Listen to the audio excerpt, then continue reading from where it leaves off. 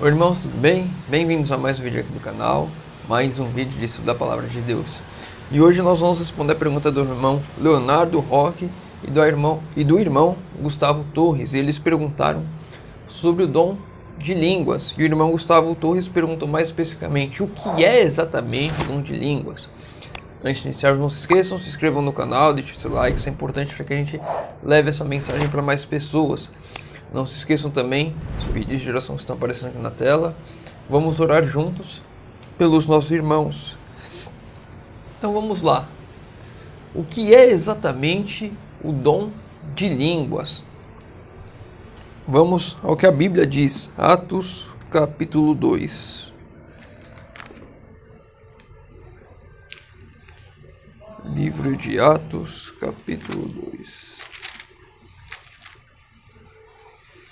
Ao final do vídeo nós vamos falar novamente sobre a Bíblia Thompson, que mudou o ganhador porque a irmã Alcione não respondeu o meu e-mail, meu contato. Então temos outra pessoa que vai ganhar, outro irmão. Atos 2, do verso 1 ao verso 4. Aproximando-se o dia de Pentecostes, estavam todos reunidos no mesmo lugar. De repente veio do céu um som como um vento muito forte e encheu toda a casa onde estavam. E viram línguas repartidas como de fogo, as quais pousaram sobre cada um deles. Todos foram cheios do Espírito Santo e começaram a falar em outras línguas, conforme o Espírito Santo lhe concedia que falassem. Então aqui precisamos entender o contexto. Na época de Pentecostes, era a época em que povos de várias regiões, judeus de vários lugares do mundo, iam a Jerusalém para participar da festa. Então, os apóstolos estavam reunidos, orando, unânimes. Então desceu o Espírito Santo sobre eles. E eles passaram a falar em outras línguas, como está escrito aqui no verso 4. Verso 6. Ouvindo aquela voz, ajuntou-se uma multidão e estava confusa, porque cada um os ouvia falar na sua própria língua. Verso 8. Então, como é que ouvimos cada um na nossa própria língua nativa? A multidão se questionando. O dom de línguas apresentado na Bíblia, que nós vemos aqui em Atos capítulo 2, é justamente esse, onde Deus concedeu o dom aos apóstolos de falarem em línguas que eles nunca tinham ouvido, nunca tinham aprendido antes, para eles comunicarem e passarem a mensagem. Algumas pessoas gostam de chamar de dom de idiomas, eu não gosto muito desse nome, mas é justamente isso, onde os apóstolos aprenderam a falar em outro idioma para se comunicar e levar a mensagem do Evangelho em um momento oportuno, onde pessoas de vários lugares do mundo, com diversas línguas diferentes, estavam reunidas em Jerusalém e precisavam receber a mensagem. E então o Espírito Santo desceu sobre eles, dando esse poder, esse dom de eles falarem e se comunicarem em outras línguas. E nós vemos aqui, importante, eles falavam em uma língua que outra pessoa entendia. Eles não falavam em uma língua em que ninguém entendia nada. Ou seja, quando eles estavam comunicando a mensagem, quando Pedro estava falando, quando João estava falando, eles estavam falando em uma língua conhecida a alguém. Uma pessoa ali conseguia compreender completamente. Era a língua nativa dela, a língua que ela conhecia. Se eles falassem na língua deles, que eles estavam acostumados, aquela pessoa não iria entender. Atos dos Apóstolos, capítulo 4, livro do Espírito de Profecia, não é o Atos dos Apóstolos da Bíblia. O Espírito Santo, assumindo a forma da língua de fogo, repousou sobre a Assembleia. Este era um emblema do dom, então outorgado aos discípulos, o qual os capacitava a falar com fluência, línguas com as quais antes não tinham tomado contato algum. A aparência do fogo significa o zelo fervente com que os apóstolos trabalhariam e o poder que assistiria à sua obra. Ou seja, o Espírito Santo estava tomando todo o cuidado para que aquela obra fosse feita com aquele dom que ele estava concedendo. Então, nós vemos aqui novamente a afirmação que é um detalhe importante: falar com fluência as línguas, ou seja, não é falar gaguejando. Eu falo um pouco de inglês, preciso me comunicar com algumas pessoas em inglês, mas eu de longe falo fluente em inglês. Para quem não fala nada, eu falo fluente, falo muito bem, mas para quem é nativo, ele percebe a minha dificuldade em vários detalhes. Eles falavam fluentes, como se eles tivessem nascido naquele idioma. É como você que nunca ouviu falar em alemão, não sabe uma palavra em alemão, vai para a Alemanha por algum motivo e precisa pregar essa mensagem. Então o Espírito Santo desce sobre você. Não estou falando que isso vai acontecer, mas poderia acontecer. O Espírito Santo desce sobre você e você passa a falar alemão como se você tivesse falado a vida inteira. E a pessoa começa a compreender aquilo que você está passando. E aí vem uma pergunta que as pessoas normalmente fazem sobre isso, e que eu já tive dúvidas. Mas lá em Atos 10... eles não precisavam comunicar a nenhuma pessoa diferente, porque todos ali falavam a mesma língua. Vamos lá, Atos 10, verso 44.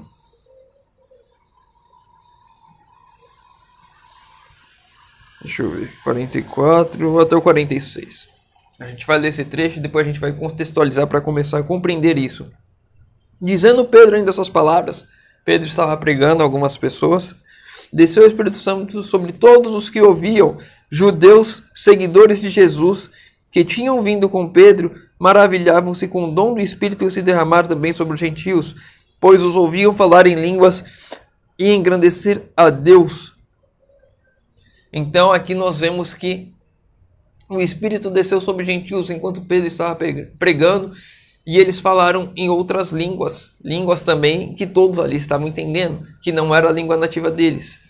Por que isso? Por que se o dom de língua, se o dom do Espírito Santo é para que possamos comunicar a mensagem para outras pessoas que não conhecem aquele idioma, se você precisa se comunicar com uma pessoa de idioma diferente, por que aqui nesse contexto aquelas pessoas que todas falavam a mesma língua receberam o dom de línguas? Vamos lá, vamos começar desde o começo. Lembra daquela velha frase, não tiraram um texto de contexto? Atos 10, do verso 9 ao verso 16. No dia seguinte, enquanto estavam a caminho, já perto da cidade, subiu Pedro ao terraço para orar. Era quase meio-dia. Essas pessoas que estavam perto de chegar aqui eram os servos de Cornélio que foram enviados até Pedro. Tendo fome, quis comer, e enquanto preparavam a comida, sobreveio-lhe um arrebatamento de sentidos. Ele viu o céu aberto e um objeto que descia como um grande lençol, preso pelas quatro pontas e vindo em direção à terra. No lençol haviam todos os tipos de animais, quadrúpedes e répteis, da terra e aves do céu. Disse-lhes uma voz: levanta-te, Pedro, mata e come. Pedro, porém, disse: de modo nenhum, Senhor, nunca comi coisa alguma impura e imunda. Pela segunda vez disse a voz: não faças tu impuro o que Deus purificou. Isto aconteceu 3 vezes, e então o objeto foi recolhido ao céu. Então Pedro aqui tem uma visão, antes dos enviados de Cornélio chegar até ele, de um lençol descendo com animais impuros, e Deus falando para ele não dizer que é impuro aquilo que Deus purificou. Verso 19. Pensando Pedro naquela visão, disse-lhe o Espírito: Simão, 3 homens te procuram. Levanta-te, desce e vai com eles, não duvidando, pois eu os enviei. Ou seja, o Espírito Santo falou com Cornélio ali, e ele mandou esses homens foram até lá, e o Espírito Santo agora fala com Pedro, dizendo que aqueles homens foram enviados por ele, para que Pedro fosse com eles. Verso 23. Então chamou-os para dentro e os recebeu. No dia seguinte, Pedro foi com eles, e foram com ele alguns irmãos de Jope. Ou seja, Pedro não foi sozinho, ele foi com alguns irmãos de Jope, ele foi com algumas outras pessoas que não tinham visto a visão, e aqui não relata que Pedro falou daquela visão para as outras pessoas. Verso 28. Disse-lhes: Vós bem sabeis que não é permitido a um judeu ajuntar-se ou aproximar-se de um estrangeiro. Deus, porém, mostrou-me que nenhum homem devo considerar comum ou impuro. Ou seja, aqui Pedro está falando o entendimento da visão que ele teve ali. A nenhum homem devo considerar comum ou impuro. E ele não tinha falado essa visão ainda para ninguém. Ele apenas falou o que Deus tinha mostrado a ele. Ele falou o sentido da visão, que Deus não faz acepção de pessoas. Deus não trata aqueles não-judeus como impuros, que não devem se separar. Aqui só um comentário rápido para a gente ter a certeza que esse texto aqui não fala sobre alimentação, sobre comer carnes limpas e impuras, como alguns pegam esse texto e falam, agora aqui pode comer tudo, carne de porco, frutos do mar e etc. Não, aqui Deus está falando sobre pessoas.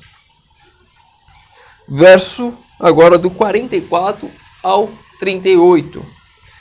44 ao 36 a gente já leu, mas vamos ler de novo. Dizendo Pedro ainda essas palavras, ou seja, Pedro estava pregando aquelas pessoas na casa de Cornélio e a Cornélio. Essas palavras desceu o Espírito Santo sobre todos os que ouviam. Os judeus, seguidores de Jesus, que tinham vindo com Pedro, os irmãos de Jope, maravilhavam-se com o dom do Espírito Santo se derramasse também sobre os gentios. Ou seja, aqueles judeus, vendo o Espírito Santo sendo derramado sobre os não-gentios, ficaram maravilhados, porque eles começaram a compreender o que Pedro disse no verso 28, que Deus mostrou que não faz acepção de pessoas e que é a mensagem da visão de Pedro. Pois os ouviam falar em línguas e engrandecer a Deus. Ou seja, eles estavam vindo eles falarem em línguas, uma língua diferente, ou seja, a pessoa que eles, vamos lá, um dos irmãos de Jope estava ali, ele falava hebraico, mas através do dom de línguas ele aprendeu a falar grego. É apenas um exemplo, eu não sei quais as línguas que eles falavam.